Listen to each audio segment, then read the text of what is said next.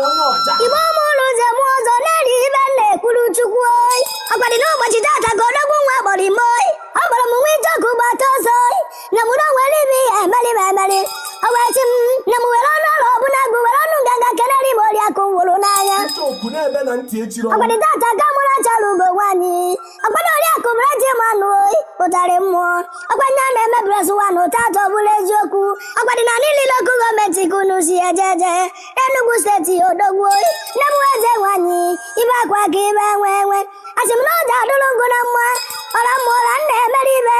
Ọlịchọkụ na-emere ibe. Gaa n'usoro m wisherenụ m. Achara ugo nwaanyị ndị eme ọnụ. Happy birthday to you Enugu oyi. More life more prosperity Enugu kwen. Ibe akwa ka ibe enwe. Ihe azụbukwe na ibudu eje nụ na azụbugo oyi. Ndị nke m hụrụ n'anya ọ ga-adụrụ unu niile na mma. Ka ichokwu jebekene oyi.